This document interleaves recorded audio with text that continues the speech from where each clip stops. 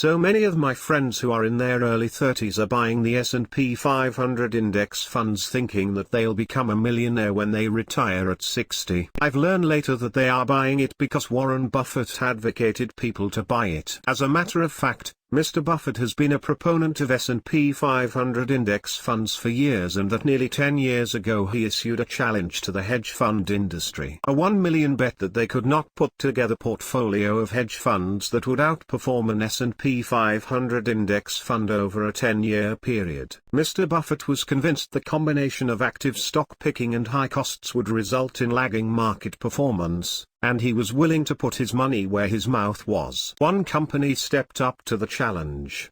Protégé Partners LLC selected 5 hedge funds, and Mr. Buffett selected the Vanguard Admiral Shares S&P 500 Index Fund. The 10-year period began January 1, 2008, and that Mr. Buffett has won the bet. The hedge fund portfolio was up just 22% over 9 years. That's slightly better than 2.2% per year. How did the S&P Index Fund do?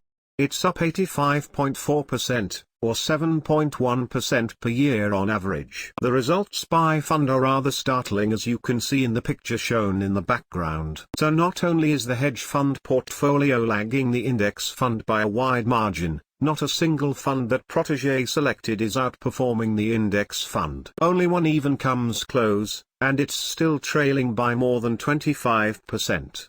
3 of the 5 funds have average annualized returns of less than 1%. Now some of you might ask, is it possible to be a millionaire with an S&P 500 index fund?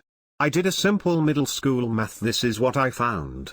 You would have to buy an S&P 500 index fund worth of $172,349 in 1991 to be a millionaire in 2021. And remember that this calculation is based on a data where America was at her prime. This is America with companies like Microsoft, Apple, Amazon, Facebook, Tesla, Nike under her arms. This is also when everything was made in China, where the labor there was relatively cheap when compared to America's. It's however a different ball game now, as many of you might have known. I'm not saying that Mr. Buffett gave a bad advice.